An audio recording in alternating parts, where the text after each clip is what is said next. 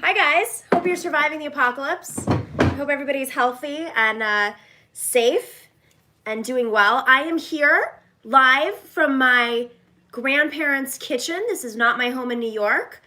This is a kitchen that was built in the 60s and it has been used and has a lot of good juju from my yaya. Are you guys jumping in? I'm gonna wait for this to chime in. I've never done this before. This is a very new experience for me.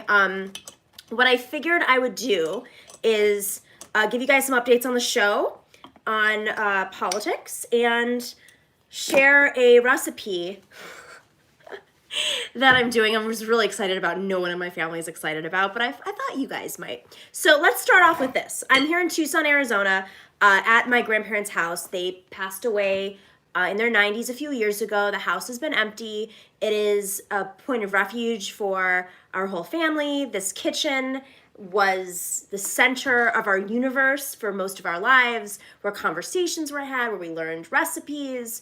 It was a very good Greek kitchen. And so I'm here. My mother's here, and my mother went off camera because she insists on dictating her texts because she's still working. And I was like, that's not gonna work. So she went in the other room. But my cousin George is here. He is on the other side of the counter, and I am making vegan souvlaki because, you know, I have to be, I like live off of lentil soup and salad when I'm home alone, and yogurt, cashew yogurt. And so I thought, well, how can I shake things up a little bit? And I went to the store, and there was still, believe it or not, who knew? There was some Beyond Beef available. If you guys don't know Beyond Beef, it is amazing. I try not to eat too much of it because it's really not healthy. I mean, it's not bad for you. It's just not great for you. And I'm drinking kombucha, because I'm a big fan of kombucha. It is hard kombucha. It's called Kyla. It's got a hint of ginger and tangerine, so that is what we are drinking right now, and I'm drinking it in a wine glass because a few months ago, I went completely dry, and I eased into it with hard kombucha because it was pretty tough. So I am making vegan souvlaki. What is souvlaki for any of you who don't know? It is not this.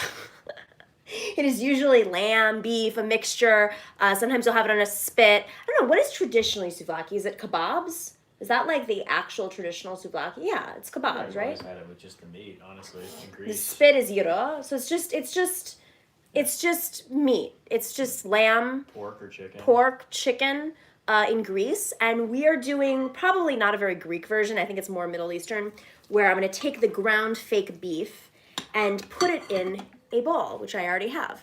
And in that bowl, I'm gonna open up this one, I had to defrost it. So I open it up and I cut open the container and I put it into a giant bowl.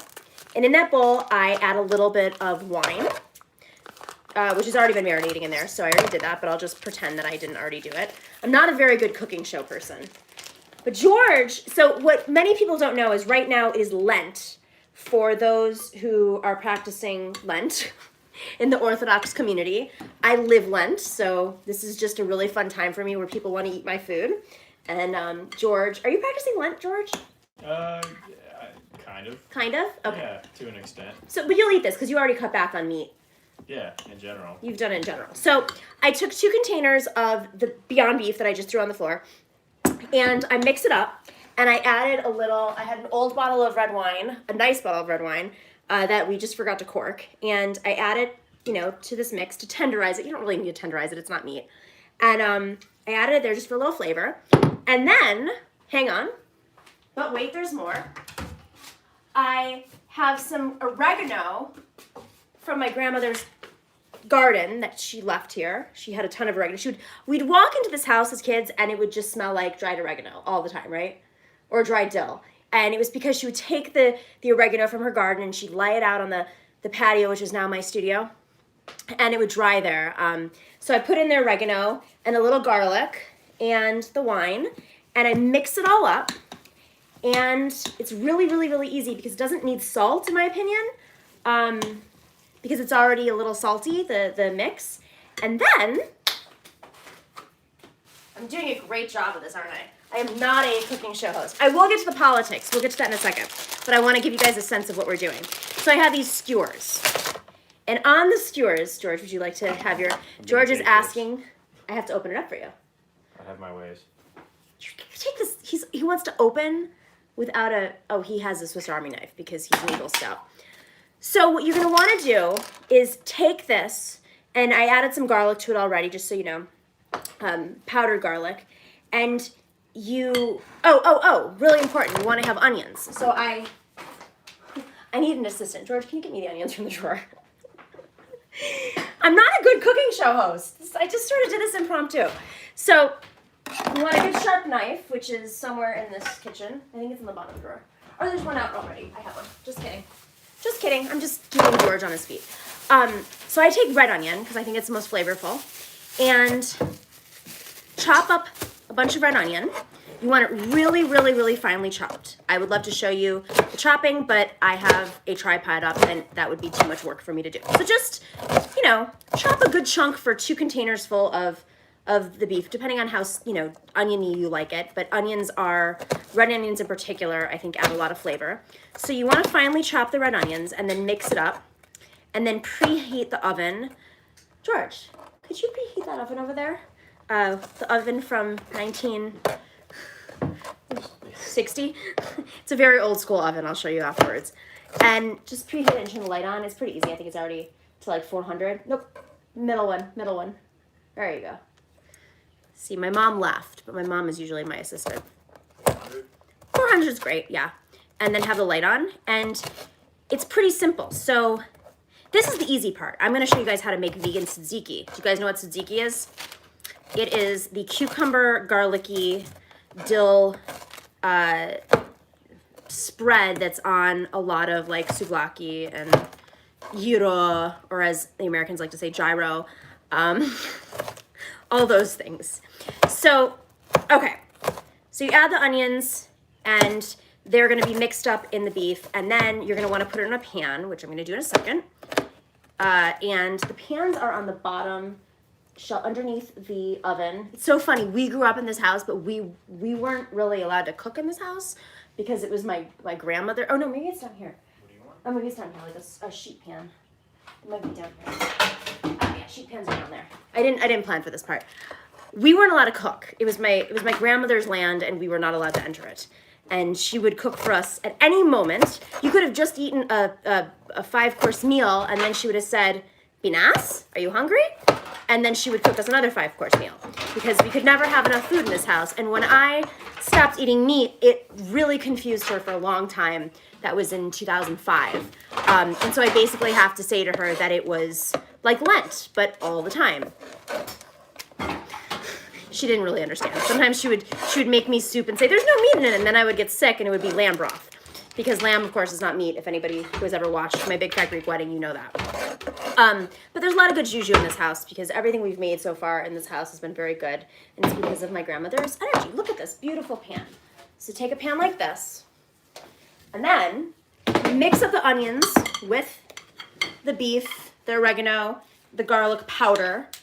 You mix them all up, the chopped onions, and then have your oven preheated to 400 or 450. I don't know. I'm not that specific. This is cooking, not baking. I don't do like, you know, there's no quantities in a Greek kitchen. I don't bake because it doesn't end well ever, but I cook pretty well because I just taste things, and I feel like it's an art. It's intuitive. So just go with whatever you like. I mean, it's not like this is actual beef. You could do this with actual beef too, for those of you who eat meat, but I'm gonna go with the vegan route. So the key is, normally you wanna pour yourself a glass of wine while you do this. So you get these ready, and in the meantime, what do you guys wanna talk about? Let's talk about some politics while I get ready to make some tzatziki. George, is there anybody asking about certain things? Yeah, somebody asked, who's George? Who's George? George is my cousin. He's 6 years younger than me. He is helping me out right now. He lives here in Tucson. Politics and cooking. But I haven't talked about politics yet. So Biden, let's just, oh, I got a text message. This is really funny. I don't know if I want to go into this too much, but I got a text message last night from a Biden staffer, and they were basically asking who I was supporting, how I was going to support Biden, and I said, why should I support Biden? Because I was testing them. And then it turned into a fight. I actually didn't even flex my muscles. I was just saying, hey, let's get a sense, like, are you appealing to progressives? What are you guys doing? And then it turned into, essentially, we have our support already. I didn't even say I was a Bernie supporter. They just assumed. I could have been a Warren supporter. And they went into why Biden doesn't need us, essentially. And I was like, you know, Biden did not win. So 70% of Democratic voters under the age of 50 supported Bernie Sanders. How is Biden going to win them back? And he basically gave me the Hillary Clinton argument of 2016, which is they're going to fall in line, which is not true. And his support amongst those demographics right now is lower than Hillary Clinton's, and we know where Hillary Clinton went. If you don't have your base in the Democratic Party, history shows this. If you don't have a base, oh, don't forget to wash your hands. I already washed my hands, but I'm now washing them because of onions. This is the trick. You wash your hands like this, and like this, and like this, and like this. We know the drill now. I don't feel like I have to teach you guys how to wash your hands. But it's concerning that anyone ever had to. I know, it's really concerning. I have friends of mine who are like, how do you do it? You guys live in New York City. I really hope you wash your hands a lot. My hands are constantly dry because I live in New York, because it is just a cesspool of disgusting. Yeah. We have separate hand towels in this house now that we know everybody is tested negative for COVID, meaning I have. We are now allowed to go into other zones. So, yeah, so traditionally speaking, since modern day primaries have existed, you have years where Democrats have won and years where they haven't, right? So the years that Democrats have won, they have won when they've had their excited base. Base would be youth vote is up. Base would be traditional Democratic voters are up, are showing up. And in the case of 2016, there was a depression.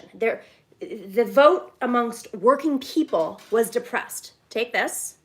You're going to want to create like little tubes, like long tubes. And you're going to stick the thing, the skewer, right, through the tube. Like pretend it's actually meat. It's not. So you're faking it a little bit. Like you're sticking it through meat. I'll show you when it's done. So if the working voters, people who make, say, under $50,000 a year, if that voter base is down for Democrats, traditional working voters that vote Democratic, you have a real problem in the Democratic Party.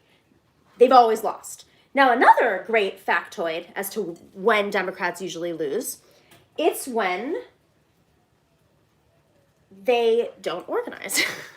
I say that because right now, in the last, 10, 12 years, the Democratic Party has underfunded state parties. They've concentrated most of their support and finances towards the presidential years.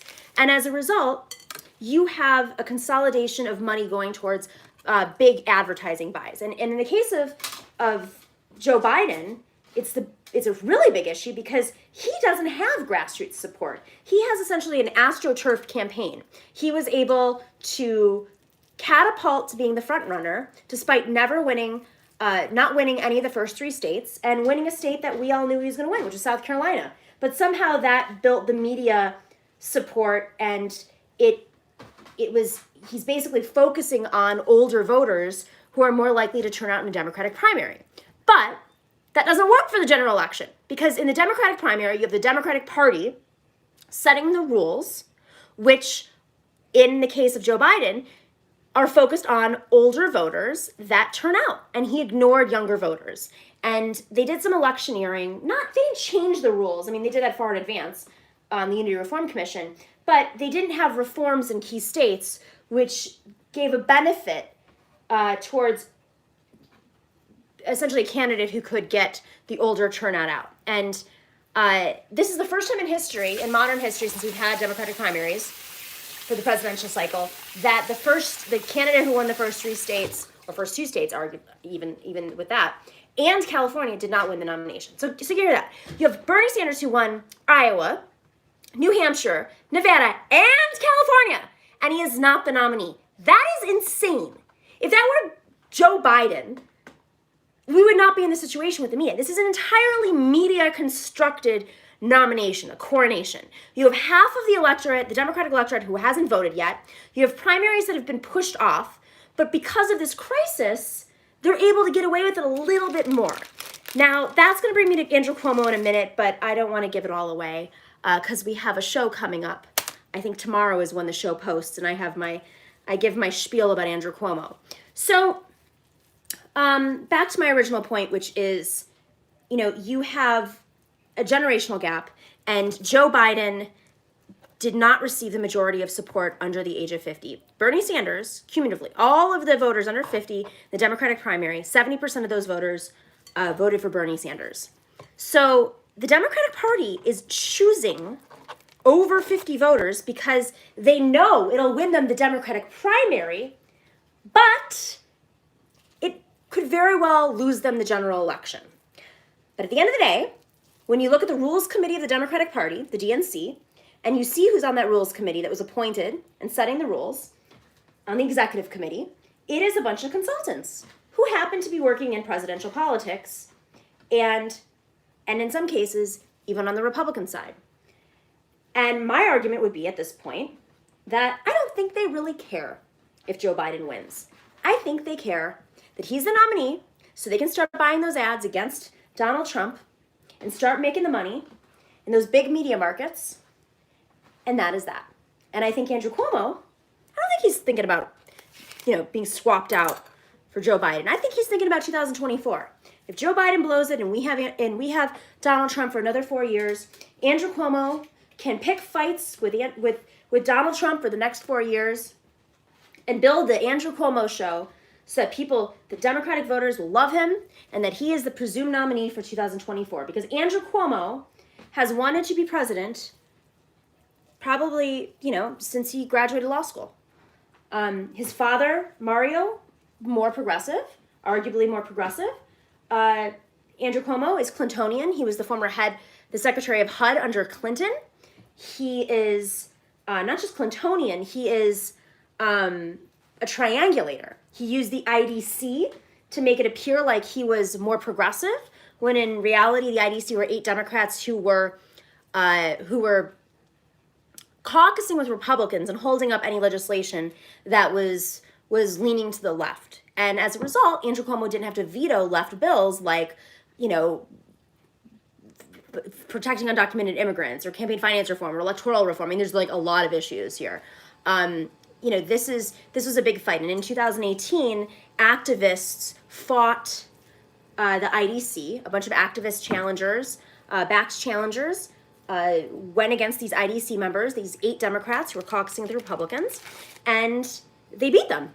And it was because the grassroots came together. And it was the same year that Cynthia Nixon ran against Andrew Cuomo, and I think her media power was actually what brought a lot of attention to these IDC challengers. And while Cynthia Nixon didn't beat Andrew Cuomo, she highlighted what he's been doing, and it's why so many New Yorkers realized Andrew Cuomo is not our friend. And I talk about that on our show, which you'll see tomorrow. So I guess we're in Superchat. I've never used Superchat. George, do you see what's going on? George is looking at it. Yeah. SEK, does SEK have a question? I didn't know we activated Superchat yet. Sorry, guys. Actually, yeah. What is SEK's question? Did they really ask you how you're going to support me? Oh, yeah. So did they really ask me how am I going to support Biden? I think that they got my name from the DNC list because how are you going to support how am I going to support? What was the question? So did they really ask you how are you going to support Biden? Well, they want to get a sense. They didn't know if I was a progressive or not. I don't think they got my name from a Bernie list. I think it was from the DNC list in some way or form. And I just asked very simple questions like, how are you going to reach out to progressives? How are you going to win over working class voters that Hillary Clinton lost because she took them for granted? She took them for granted in Wisconsin, in Michigan, in Philadelphia, in Pennsylvania. I mean, we know the story now. And just because you plan on having a convention, which probably won't happen now, in Wisconsin, that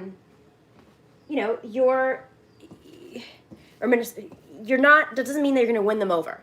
So when you have a candidate, this goes back to my original point, which is Joe Biden is astroturfing this campaign. He hasn't built a field machine in every single state. He is relying on a few states which have closed, more closed primaries, more of an establishment infrastructure, which fall at different times on the electoral cycle. And now that we're this far in, and and Bernie didn't do well in Super Tuesday, he is the presumed nominee. But those votes don't translate to the general election. And that is, ultimately the issue here is if you can't, the Democratic primary, which is what I said to this guy on Twitter, on my text, so the Democratic primary is not the general election. The Democratic primary, the rules are set by the DNC Rules Committee. It is set by the insiders and interpreted by the insiders. It is not set by, the Republicans and the Democrats. It's not set by state legislatures, which are controlled by Republicans. And so that's a big issue, is how are you going to take your over 50 Democratic voter base and turn that into an electoral win in the general election?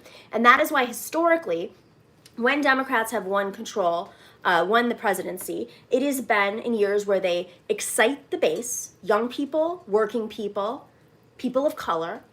Latinos would be big this time around, right? They've been trying very hard in states like Arizona, where I am right now, and in Texas. And Arizona went blue in 2006 and then went back to being red.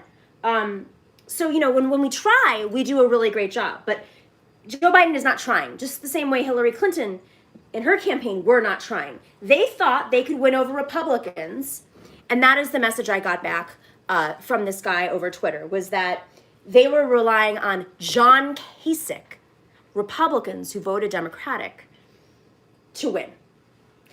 They're doubling down on the strategy of 2016 and thinking that people are not going to be sexist and they'll support Joe Biden. Meanwhile, Joe Biden's not doing anything to earn those votes back from Donald Trump. And in wartime, which I guess we are sort of in, sitting presidents, even if their approval ratings are not as high as Andrew Cuomo's, do better.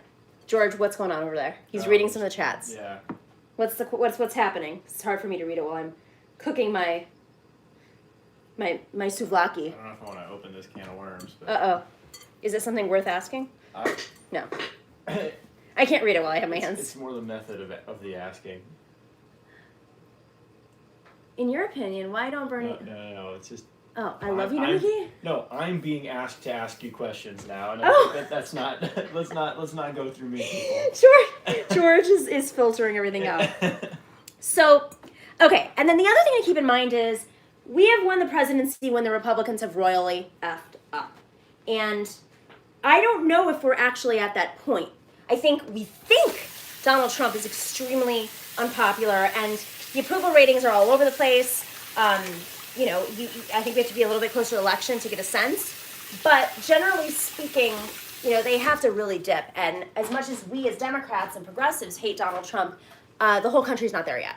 And we're going to be in a situation like we are with Hillary Clinton. And that is why Joe Biden really needs to step up. But the problem is this is not Joe Biden of 5 years ago, 6 years ago, against Sarah Palin. This is Joe Biden of today, who needs to be reading his notes while he's on Jake Tapper and, couldn't build a studio with his $1 billion campaign. I built a studio, just want to pat myself on the back here a little bit, but I built a studio knowing nothing about technology in... There we go.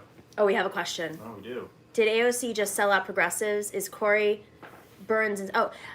Corey... So Corey Bush... I saw it was a typo, but Corey Bush... let's just send all of our love to Corey right now. She has pneumonia and she's being tested for COVID. She's running for Congress right now. She, of course, is one of the stars of Knock Down the House. Corey, I talked to her today. We sent little voice memos to each other. She is not feeling very well. So please send all of your thoughts, support. If you can donate to her campaign has to pick up the slack right now while she's in the hospital recovering. But she's in the midst of a primary. I think Politico is going to Politico. We're talking about the AOC article. Hang on, hold. Let me show you my lovely souvlaki. These are souvlaki. They're not beautiful. I don't know if you can, I don't want to tip it over too much because they're a little oily. I didn't put oil on the bottom of the pan because there's a lot of coconut oil in the fake meat that I'm eating called Beyond Beef. Hold for 1 second while I put this in the oven. Where's the light? Here we go. Ooh, there is a pan in there already. Not good. My mom My mom made a... George, you want to go say hi to everybody? Oh, absolutely not. George would rather be behind camera, but... All right, I'm coming to you guys. Just careful with that pan. Let's put the buzzer on for 12 minutes just to see. Okay, I'm back. Did you get to both of those questions right now? What's the other question? Yes, you did. You can read it to me. If Keith Ellison was DNC chair instead of Tom Perez, how different would the primaries be? What changes would there be? Okay, so let's talk about AOC first, but I need to get a bowl. So we're now making, as I get a bowl, we are now making tzatziki, which is garlic, cucumber, yogurt that is put on the pita bread. Now, I don't have pita bread because I go to the grocery store once a week and I didn't buy pita bread, but I do have tortilla because we are in Arizona and you always have tortilla in Arizona. Even during the apocalypse, you just have tortilla. So take some dill. Fresh dill from my aunt's garden was delivered. That is how you know you're in a Greek kitchen. Does it smell like dill? I will get to the question about AOC, I promise. Just hold, because some of you are actually tuning in to learn about cooking. I do love to cook. All right, so what makes this vegan? You could do this with regular yogurt. You could do it with sour cream. I am doing this. I've actually never tried it with this, but I think it'll be really fine. I use cashew milk forager yogurt, unsweetened. I love cashew milk yogurt. It's my favorite. I eat it every morning with my nuts and green powder stuff that I use. So take, I don't know, as much as you want. I don't measure anything. Like I said, it's all about tasting. If you're measuring and you're cooking, you're losing. That's right. I feel like my grandmother said that. You don't measure. I think I read that in The Art of War. It is, George just said, I think I read that in The Art of War. Yeah, you don't, when you're cooking, you know, there's exceptions, of course, like when you're making a sauce or something. I don't know, maybe not. I don't measure. Do we have any spoons in this house? Man, I know there's stuff here. Okay, so you want to take a spoon and then add, I think I have to go into the dishwasher, chopped garlic. You could either use fresh chopped garlic or the kind in a jar. I'm using the kind in a jar because the fresh chopped garlic can be super, super strong. So I take this kind, and then depending on what your tolerance is of garlic, we're Greek, you know, we can tolerate garlic. So you add the garlic and you add the dill to the yogurt. Now this yogurt's gonna be a little bit runnier, but that's okay because sometimes you have a little runny tzatziki. This is the trick though. Cucumbers. Have you ever had a tzatziki without cucumbers? It tastes like shit. Tastes like yogurt with dill and garlic. Yes, it tastes like yogurt with dill and garlic. It's the cucumbers that really make it special. So you gotta take off the label, of course, and wash it. Oh my God, the sticker's like, what do they put on the sticker? I wonder what's on these stickers. That's pretty gooey, right? That's a gooey sticker. I said glue. Glue? I don't want to eat the glue. Peel it? Well, then I'm just it. peeling the peel, yeah. You know, some people like to peel it first. I don't. I like the fiber. I don't like the sticker though, so I'm definitely not gonna eat that part. Wash your cucumber.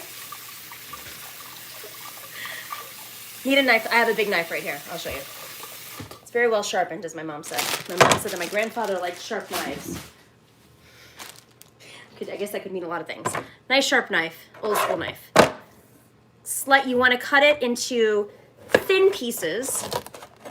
I'm not going to do this perfectly because I am on a TV show, and you know when you watch people on TV, you're like, that's not great, but then they bring out the final product, and You it's don't like, use a grater? I don't have a grater. Where's the grater? Find the grater, George. Yes, I use a grater normally. Use a grater. We are a political show first, and then a cooking show. Need an assistant, guys. Oh, look there's George. What up, people? Thanks for the I love. got him on camera. All right, so what were we talking about? AOC. You know, Politico was founded by Republicans. We have to keep in mind that they have a history of attacking the left and, you know, creatively sourcing their quotes on background, off the record. You know, the reporter does not have the strongest relationships with the left. They might go to the campaign or the folks or the organization for comment, and then they offer their comment, but it doesn't necessarily reflect the true nature of the article. And I have been fallen victim to them. They have completely distorted, lied, misstated quotes. I had, when they wrote about me, people in that article never said what they said they said. I think that Politico plays a game where 70% of their articles are just strict reporting, and then 30% are, some form of smearing the left. They're founded by Republicans. All right. George, you want to be my assistant? No. All right, I'll do it. So we have a grader. Who is the guy? No, it's not Nomi's boyfriend. It's my cousin George.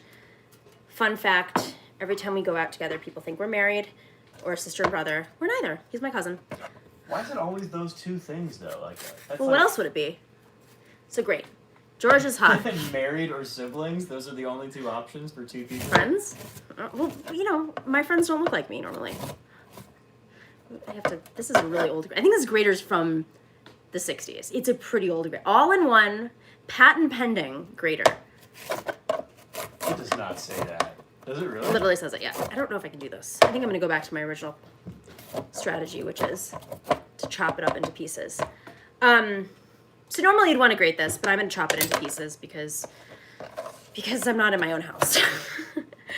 So I think, is AOC being more strategic now that she's been in Congress? Absolutely.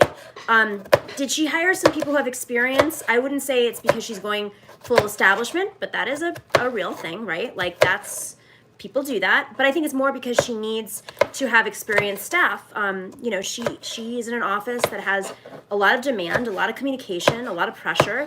She's extremely popular, and she is attacked in a way that so many others are not. I mean, she gets death threats regularly, and she has a very small staff to keep up with it. She gets media requests at a greater rate than probably most Congress members. Oh, look at Bijou's decided to join the show. You can't see Bijou. He's a little poodle, our poodle.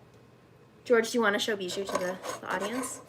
He's a Bichon poodle, and he's looking for cucumber scraps. That is what he's at my feet right now. So I think, we have to keep in mind that because progressives, this new wave of progressive activism is growing at such a fast pace, we also don't have the infrastructure to keep up. On one hand, we don't have as many elected officials as we should, and a lot of new people are running for office. But I can say this, working with Matriarch, which is the organization I'm on the board of, there's a real lack of experienced staff out there. And it's not because people aren't willing to get the experience. It's because we are just the movement is growing so fast. So if you want to find out ways to get involved, I would say, get involved on campaigns, work on a few campaigns, diversify your experience, do some field, do some comms, try to figure out where your skill set is. Fundraising is a really big one, but get a couple of campaigns under your belt, because it's, I think other people, I've seen some folks say, okay, well, now that I've gotten 2 campaigns under my belt, I'm a campaign manager. It is an art. It is a science. I mean, the skilled campaign managers I know have years of relationships, have a lot of tricks, and they may have worked for establishment candidates and progressives. I think the key is, are you willing to take on the establishment? If you are only establishment, then, there's a problem. So I know her new comms person. She worked for Cynthia, and she worked for Randy Bryce. Lauren, she's got a lot of experience. I don't think there's anything to read into that. I think somebody else on her team was over from Kamala Harris's office. Yeah, the key is you just have to figure out, where do these people stand? Do they believe in the issues you believe in? Are they going to stand with you? Are they going to be loyal to you? A lot of people just want and need experience. And there aren't a ton of progressives in office. And so I think sometimes, Politico wants to drive a wedge between the movement. They want to pit people against each other. They want AOC faction and Bernie faction. They want to set AOC up as the next leader and then knock her down. You have to think about these things. Their strategies, their intentions. And while I love Jink, and he's a good friend of mine, he tweeted out that AOC was following a little bit more establishment. I think she's trying to figure out how she's going to be able to stay in office and not, have the establishment go after her. And it might mean she's not going to fight every single fight. It might mean she's going to be a little bit more calculating about the fights she picks. That's adulthood. I mean, I do that. I am provocative, but I don't fight every single time I want to fight. There are things I want to say on Twitter sometimes, and I don't say them. I try to be a little bit more strategic. And so I have put the cucumbers in the yogurt, right? So we have yogurt unsweetened, or you could use sour cream or mix yogurt and sour cream. I'm using cashew yogurt because we're doing vegan souvlaki. Chopped garlic, and then lemon. That's the lemon. So my grandparents have lemon trees and grapefruit trees around their house, and there's more lemon than you know what to do with. And so we have lemon juice that has been squeezed. I think your mom did this, George. These might be my aunt's lemons. So we always have fresh lemon juice at this house. It's crazy when there isn't. Add the fresh lemon juice, however much you want. I'm just gonna put a little bit at a time and see how it tastes. I'm a big fan of tasting things as you go. And then salt. I use Himalayan pink sea salt or Himalayan salt, not Himalayan sea salt, because I like it. And, add a pinch. I added a pinch to it. And then I'm gonna try it and see if it's good. If it is not, then I will adjust. Where is the spoon? Separate spoon.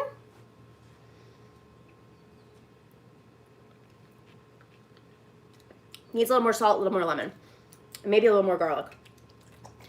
Basically, it just tastes a little bit too yogurty and cucumbery. Salt, garlic.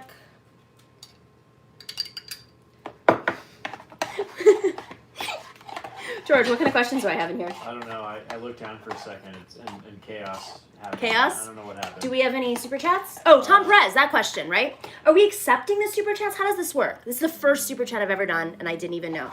You should use thicker yogurt. I'm using cashew yogurt. You can still use this, though. It's not, I've had soggy tzatziki, even in Greece before.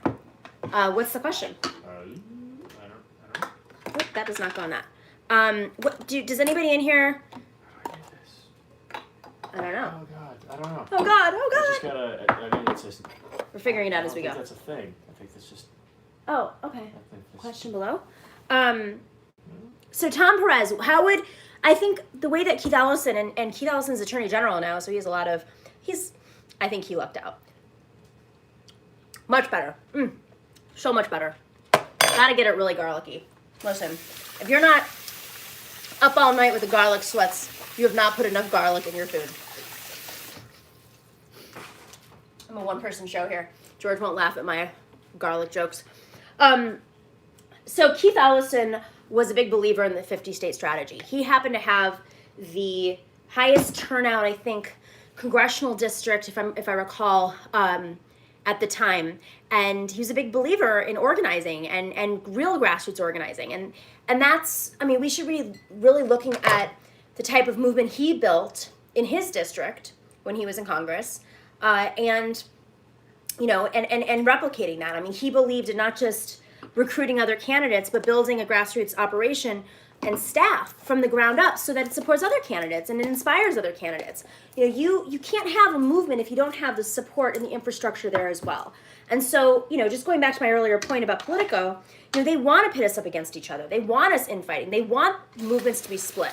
And I think that there are organizations out there that are parading as progressive organizations, but have no problem taking on progressives and fighting. And it's just, solidarity means solidarity all the time. Not solidarity when it's convenient, not solidarity when it fits your bottom line. It means solidarity through and through. And that is the kind of person that I believe Keith Ellison is, and I think he believed in the 50-state strategy.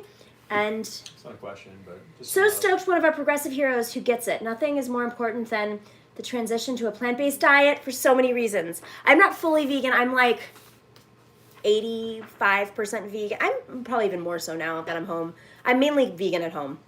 And then occasionally I'll have some cheese and pizza because I love pizza a lot. I try to be pretty gluten-free, but again, pizza is my weakness. And every once in a while I'll have like a bite of shrimp.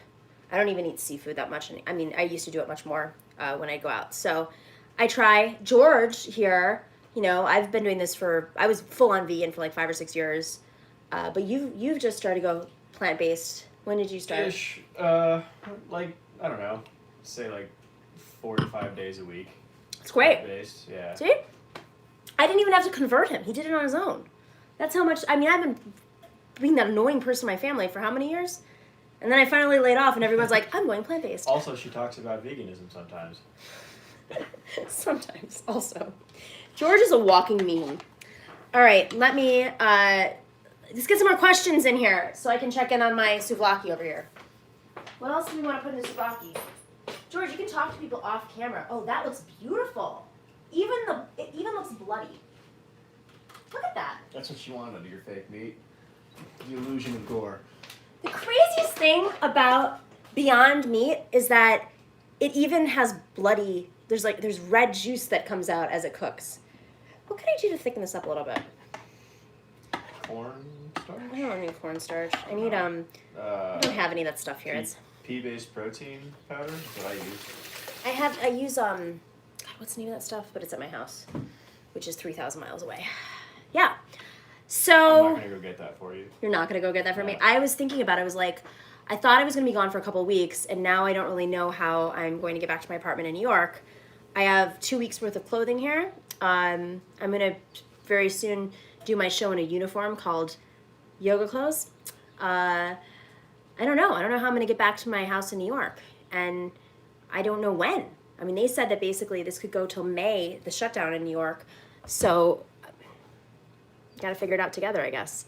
So, anyways, any other questions? What other questions do we have here? I'm waiting for the souvlaki to finish up, but the key is you make the tzatziki, yogurt, fresh dill, cucumber, salt, garlic, lots of garlic, and lemon juice. And then you could do actual ground beef or pork or lamb, or in my case, Beyond Beef, and you mix it with some garlic powder, lots of garlic, oregano. I have fresh dried oregano from from out back here, from who knows how long ago, 5 years ago. What else did I put in that? I wasn't watching. I think that was it. Oh, I put a little wine. So if you're actually using real meat, I would tenderize it. I would let it sit for a couple of hours with some wine, some red wine, just for flavor, I guess, for mine. I've never made it with ground before. It's more kibbeh, I think. Is it? But, this is Beyond Meat. Like, what am I? We don't have, like, a sirloin cut, a thigh cut. It's fake ground beef. And there's no soy, which I appreciate because I don't like soy. Yeah, so what do I think? Let's get some more questions. Close the cabinet behind you. I'm still using the cabinet. You'll see. You're one of those people. That's how I am when I watch a show. I'm like, close the refrigerator. I don't care if there's a serial killer in your house. Close that refrigerator door. Drives me crazy. Continuity also drives me crazy. So there's the oregano, salt. All right. Oh, Bijou, look at that. Do you guys want to see Bijou? I'm going to wash my hands afterwards. Oh, we have a question. To what extent is the hesitancy of progressives to call out the Democratic leadership inhibit the left from making more headway politically? A big extent. I mean, some of it is you have to leverage your power and understand when to pick fights and when to call them out. I think that's why it's on us as the outsiders, the ecosystem, to shine a light, to expose when they're when they have conflicts of interest, when they're being hypocritical, when they're being corrupt, because Bernie's not always going to be able to pick those fights, and AOC's not always going to be able to pick those fights. But if the movement is doing it, it gives them more power and leverage to do so. And sometimes they may never do it, but the movement is pushing it because they do pay attention. And especially when they're, you don't always want to go for the king, but you might be able to go for the kingmakers. You might be able to go for, it's why Neera Tanden is so interesting, because she's not in elected office. She runs a think tank that has a huge budget, but she's, extremely vulnerable, and she's so easy to piss off. But there are other people like that. There are people who sit on rules committee. There are consultants out there who sit on these rules committee. SKD Knickerbocker, the one that is working with Joe Biden right now, is, Anita Dunn is one of the partners at SKD Knickerbocker. She was the one who on CNN in the last debate said Bernie Sanders was acting like a protester on stage. She is a senior advisor to Joe Biden. She also worked with Harvey Weinstein in backing him and supporting him and protecting him. I mean, what? And then on top of it, she's now SKD Knickerbocker's advising Time's Up. So you have this whole situation where you have a rape allegation against Joe Biden, and then the person who alleged, Tara Reid, went to Time's Up. They said no because it was a conflict because SKD Knickerbocker represents their legal fund and Joe Biden. But wait, there's more. SKD Knickerbocker also has worked with Andrew Cuomo, and they got one of the biggest contracts with the DNC in the 2016 elections. They were one of those big firms that got most of the money.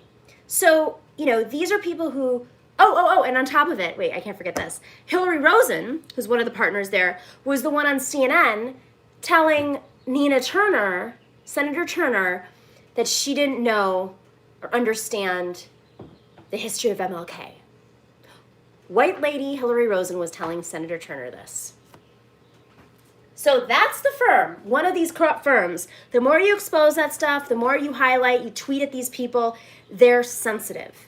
And they put their feet in their mouths a lot because they're not used to being exposed. They're not public personas. And they have a lot of power and not a lot of light shined on them. And people haven't really cared in the past. CNN doesn't care. They put them on. They have contributor positions at CNN. Why do these consultants, why are they getting paid an extra $200,000 a year or more to be on CNN every night? It just gets them business and power and influence. So we have to call them out. Hold. All right, how do we feel? I feel like that's a good, look at that. Man, I can't tell, there's no light in here. Oh, that is beautiful. Man, looks like meat. Fake meat, it's what's for dinner.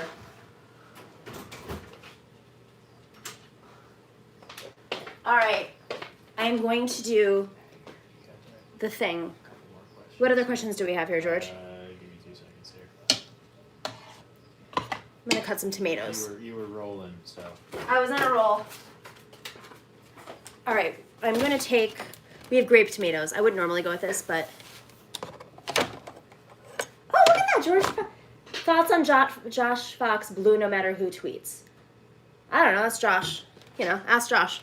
I think it depends on the race. I think it depends on, I don't know. I mean, you do what you have to do. I'm never going to tell somebody how to vote. Do you believe the establishment wants Trump to win the re-election for money-raising purposes? Biden is out of sight for good reason. Absolutely. I think that the establishment, has there's a lot of money to be made in losing elections. I'm cutting up tomatoes. Okay, any thoughts on Warren Democrats? Warren what? It's just another fundraising arm. It's like when Hillary lost, she created all these organizations to use her list and raise money. They want to keep their lists active. And in the case of Warren, she may want to run again. I think, what people don't understand is they build these lists. They spend a lot of time building up the email lists, and they have to keep them alive. And so creating Warren Democrats is another entity to give people jobs, to raise money off of those lists, and to keep that going. Some of these people pissed off a lot of other candidates, like to consider themselves as progressives and can't go to Biden, and pissed off, Bernie Sanders, and so they need jobs. And that's it. That's the reality. Warren Democrats. Okay, it's 5 of you, you came in 5th place. I appreciate you, Warren, but what should we do now to ensure the next bailout bill helps the people? Man.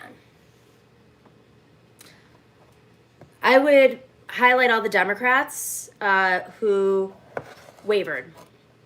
Seriously, I think you should call your, local Congress members, especially the ones that pretend to be progressive. We have the House. There's no reason why they shouldn't be standing up and giving speeches like AOC's, especially if they endorsed Warren or Bernie. They're trying to parade around like they're progressives. Well, they should show up. And, if you go to their, I guess this isn't happening now, but, some of them are having live streams. Some of them respond to Twitter. There are a lot of Democrats right now who showed up with Bernie when it was convenient, and then in the last couple of months, supported other candidates. I know a few of them that showed up with Bernie at events and tried to be progressive until Joe Biden was, in their minds the nominee, and now they're supporting Joe Biden. they are not as equipped with the pressure as Bernie Sanders is and Kamala Harris is. The bigger the name, the easier it is for them to get away with not answering to the masses. The lower they are on the totem pole, I know that's a really hard, just in terms of power, the easier it is for them to feel provoked. And you have to understand, like, power. I mean, ultimately, at the end of the day, this is about power.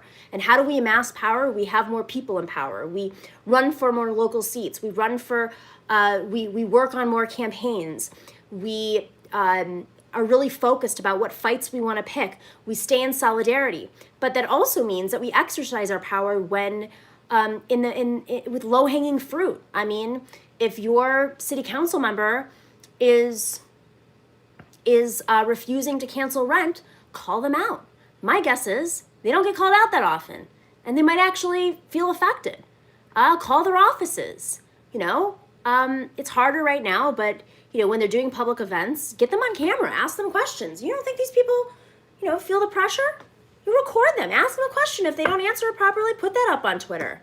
We're all journalists now. So, yeah, what else? What other questions? And then I'll show you my meal. I think I'm ready to show the meal. Yeah? All right, let's figure this out. Whoa! That's not going well. Is the chances of the convention being canceled? I think it's gonna, I don't know how it happens. So this is the tzatziki. It's definitely not, do you think Carol killed her husband? I haven't gotten that far. Okay, so this is way waterier than it normally is, but that is because I have used this, which is cashew milk yogurt. Do I think Carol killed her husband? I am not that far into Tiger King. This is not a clean, this is a messy kitchen. So these are the souvlaki made with the Beyond meat. It's not gross, it's delicious. George is going to be my tester. I gotta take off here soon. Okay, we're about to go down. All right, so I'm gonna taste it and let you guys know what we think of this vegan meal. This is how real people cook. Let's just be real. A vegan meal is never fancy or perfect, but you gotta experiment a little bit, All right, I need a plate. George, would you like to taste test my souvlaki? I'm not even gonna put it on the pita bread or the tortilla because that'll take too long and I want you guys to try this out to see how it tastes. All right, so I'm giving him a skewer on a tiny little plate because I haven't emptied the dishwasher yet. And Bijou, who I'm going to bring up in a second so you can see him, is, try this out. I'll throw you some tomatoes too. Just to, all right, now I'm going to try it.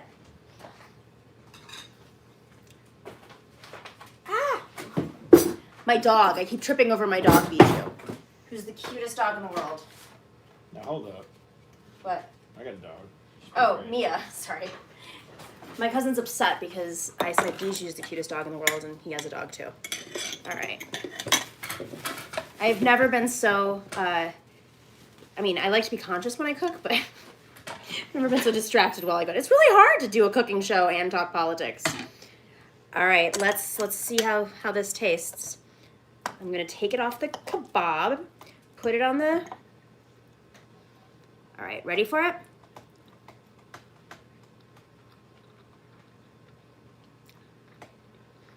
It doesn't taste like souvlaki. It tastes like ground beef. I think next time I'm gonna add more garlic to it. It's good with the onions. I probably need some feta cheese on it, which is not vegan. But it doesn't taste like souvlaki. It doesn't even taste like the souvlaki flavors. I think I need more oregano in it and more, I think there's mint in it. I think the oregano is mixed up with mint. But it's still very tasty, right? Like it needs a little bit more. George is going like this. You can speak too, so people know I'm not lying. I would eat that on purpose. He would eat that on purpose, he said. But it's really tasty. And if you put it on a souvlaki sandwich with some tomatoes, maybe some grilled french fries, potatoes, then you've got a real, souvlaki, right? All right. On that note, cheers. Do you have any other questions? Or are we done? I think you're good. This is fun. Let's do it again. Recipe or no recipe. I think we're... Oh, here's our new schedule. For those of you who don't know. Every Tuesday to Monday, I'm going to be doing a regular live stream. And on Thursdays, I'm going to be doing super chats. So the schedule is down below. You'll see it in the box below. And if you're not a patron, please go to patreon.com/The Nomiki Show. We are building that show.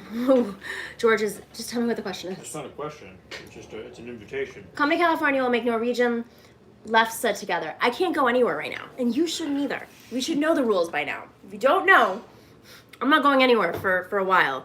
Except around this house. Taking little walks with my dog. Oh, you want to see Bijou? I'll wash my hands. Come here, Bijou. Come here. Come here. Oh, this is Bijou. He's the cutest. He's definitely smelling all the food. He's very distracted. And he wears a diaper now because Bijou does not know how to not pee in the house because he's a bad boy. Very bad boy. All right. Love you all. Click subscribe, share. We've got some good content coming out tomorrow. And I will see you very soon. Take care and stay healthy.